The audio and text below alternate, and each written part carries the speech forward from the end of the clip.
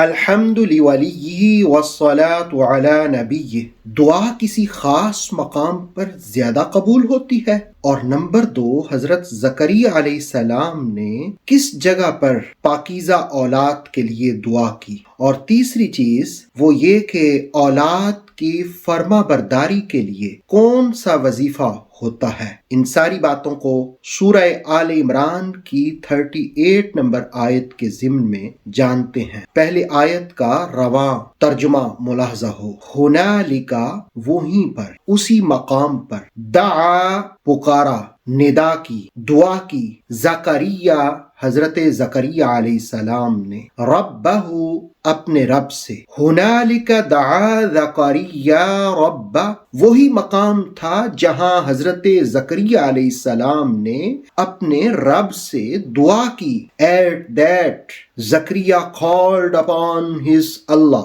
قال آپ نے کہا، ربی اے میرے رب، حب لی مجھے عطا فرما، من لدنک اپنی جانب سے، ذریۃ طیبہ پاکیزہ اولاد، قال ربی حب لی من لدنک ذریۃ طیبہ، حضرت زکریا علیہ السلام نے عرض کی، اے میرے رب مجھے اپنی جانب سے پاکیزہ اولاد، نیک اولاد عطا فرما، saying my Allah grant me from yourself a good offspring، انک سمیع الدعاء، بے شک تو خوب دعا کو سننے والا ہے، قبول کرنے والا ہے۔ Indeed you are the hearer of supplication۔ اس آیہ مقدسہ میں سب سے پہلا لفظ ہے ہنالک، حضرت زکریا علیہ السلام نے اسی مقام پر، ایٹ دیٹ وہیں پر، اس جگہ پر، اس مقام پر،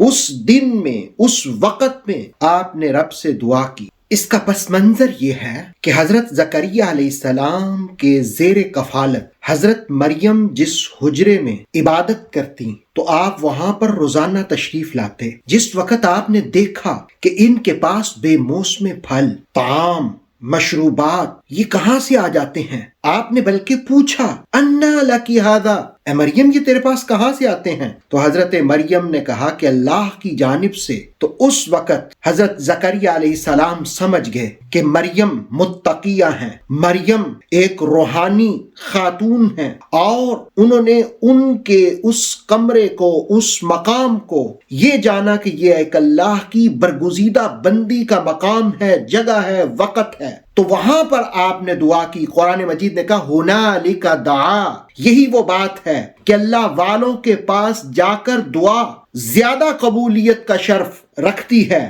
اس لیے کہ وہاں ان کی تقوی کا اثر ہوتا ہے، ان کی عبادت کا اثر ہوتا ہے، ان کی روحانیت کا اثر ہوتا ہے۔ اسی لیے لوگ اللہ والوں کی بارگاہوں میں جاتے ہیں پورے ادب اداب کے ساتھ، اور وہاں جا کر کے دعا تو رب ہی سے کرنی ہوتی ہے۔ اب حضرت زکریا نے بھی دعا رب ہی سے کی، لیکن اس مقام پر اس لیے کی کہ وہاں اللہ کی ایک برگزیدہ بندی موجود تھی۔ اس کے بعد دوسری چیز آیت میں کہ آپ نے کہا حب لی، مولا مجھے دے، ربی حب لی مجھے عطا کر۔ حضرت زکریا علیہ السلام پیرانہ سالی میں، 99 سالہ بڑھاپے کی آواز، لیکن پیغمبرانہ یقین، اور دوسری جانب ان کی جو بیوی تھیں وہ بھی بوڑھی اور بانجھ، لیکن وہ یقین رکھتے تھے کہ جہاں اللہ کی برگزیدہ بندی ہے وہاں پر اللہ سے مانگا جائے تو اللہ رب العالمین دعا کو شرف قبولیت نصیب فرماتا ہے۔ تیسری چیز، جب اللہ سے مانگا جائے تو پاکیزہ اولاد مانگی جائے، ذریۃ طیبہ کے الفاظ آیت میں آپ دیکھ رہے ہیں۔ پاکیزہ اولاد، پاکیزہ اولاد کی اپنی ایک تاریخ ہے۔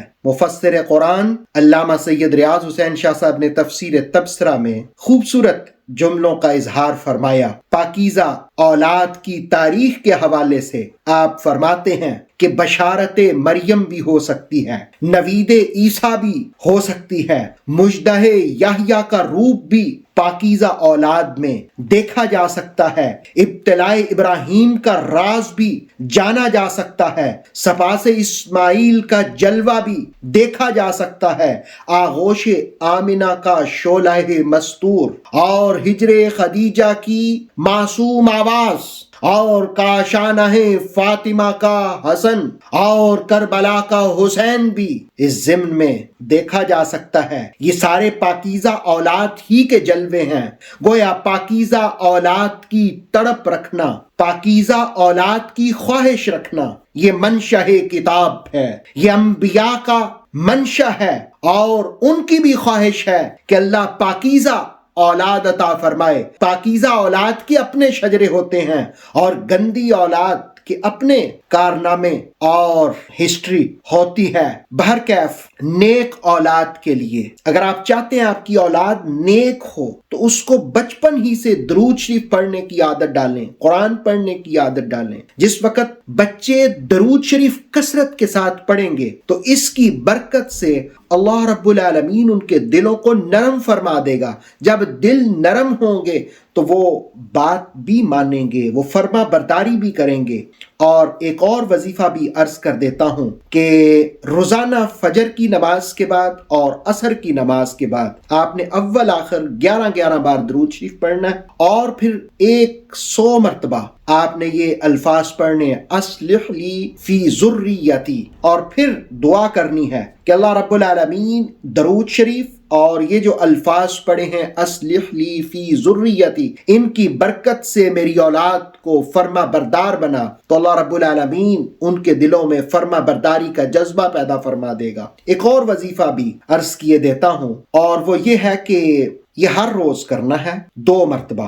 1 مرتبہ روزانہ پانی پہ دم کر کے 11 بار درود شریف، اور اس کے بعد پھر 11 مرتبہ سورہ فرقان کی آیت آپ سکرین پر دیکھ سکتے ہیں، ربنا ہب لنا من ازواجنا وذریاتنا قرۃ اعین واجعلنا للمتقین اماما۔ 11 مرتبہ یہ آیت، پھر 11 مرتبہ درود شریف پڑھ کر کے تو پانی پر دم کر کے ان کو پلائیں، اور دوسرے نمبر پر یہی تینوں چیزیں، یعنی پہلے بھی درود شریف، پھر یہ سورہ فرقان کی آیت ربنا ہب لنا من ازواجنا، اور پھر درود شریف رات کو سوتے وقت ان سب کو دم کریں۔ اس کی برکت سے اللہ رب العالمین ان کے اندر نیکی کا، فرما برداری کا جذبہ پیدا فرما دے گا۔